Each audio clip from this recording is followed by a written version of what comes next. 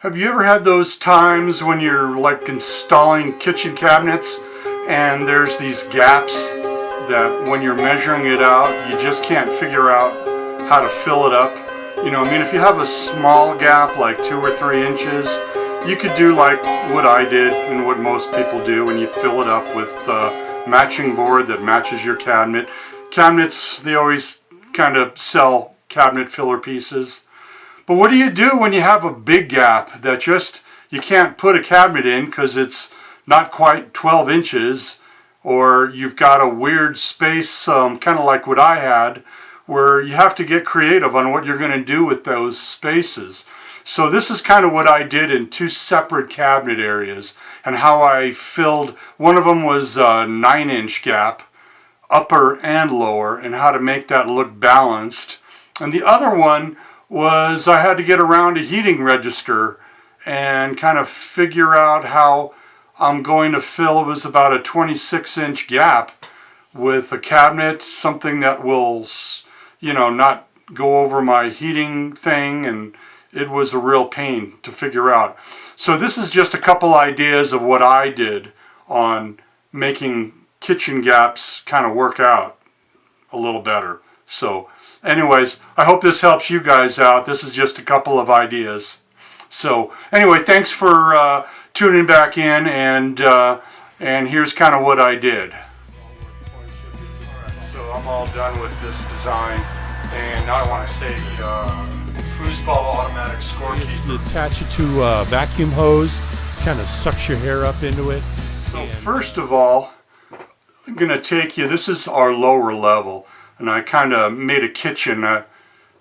Basically, there used to be a laundry over here, and now the laundry's on the other side of this wall. So I made a little kitchen area, but I couldn't figure out how to get cabinets that were the right width of this weird area.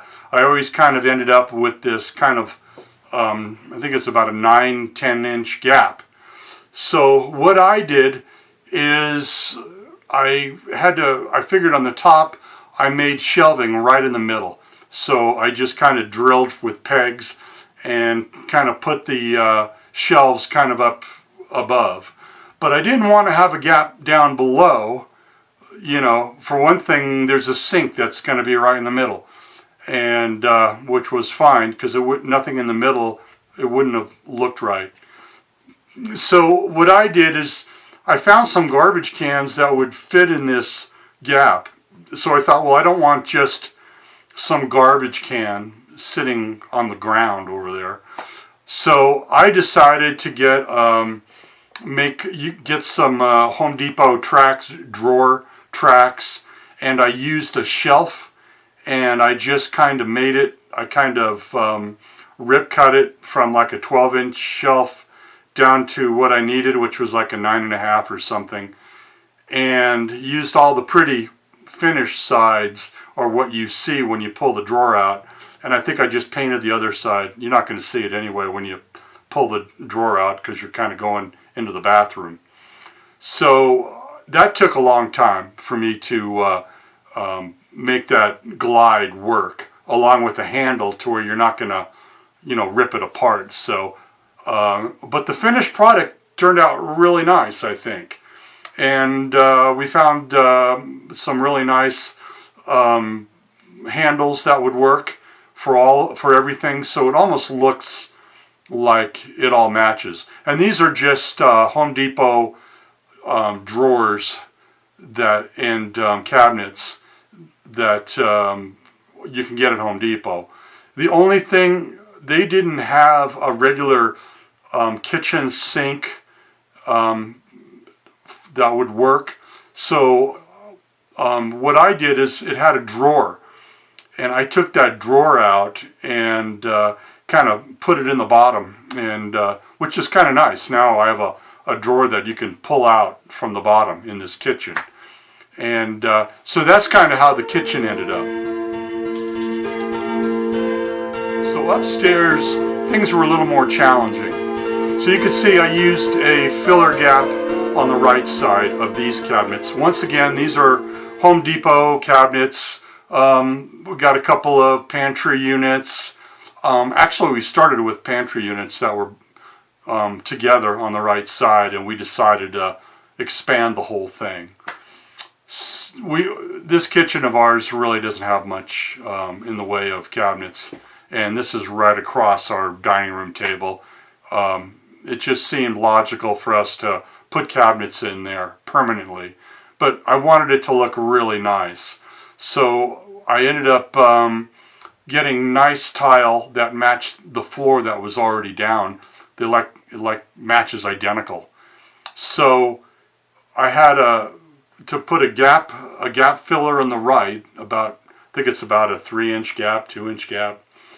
Then with the tile, I had a couple of plugs that I had to cut tile around, which was a pain. And we have a nice credenza, whatever you want to call it, that matches our dining room table. So I wanted to build something that would center around that, or if ever we sold our house, it could be used for a china cabinet, if you will, or whatever. So there are only upper cabinets along the center, and then one more pantry to the left, and then that's where the trouble started, right there. So on the left of the pantry, we ended up with 26 inches we had to figure out, because there is a floor heater register, and I'm not going to try and relocate that heating register. So you can't cover it up. And also to the left, there's also a plug. And so I kind of had to figure out what I'm going to do with that heating register and plug and so on. So I ended up getting a small drawer and just putting it to the left, and I kind of designed this, I made a top that will come off and on, and I wanted to just make a little coffee bar out of it. Plus it was going to give us more counter space in the kitchen, because our coffee maker was sitting on the counter like most people have. So we kind of made it a coffee area. And then it still left me with this 26-inch gap above. And I thought, well, maybe I can just put, a 12-inch cabinet up top and center it. And that would look nice. I thought that would look okay. But we found Home Depot also for this, I think the color of this artificial wood stuff is coffee anyway. And so we found this, they sold this little piece that just goes right up, that you can center, that I thought looked nicer, and it would hold coffee cups and look really nice. So that's kind of what we did. The only thing I think I wish I would have done is maybe had a light.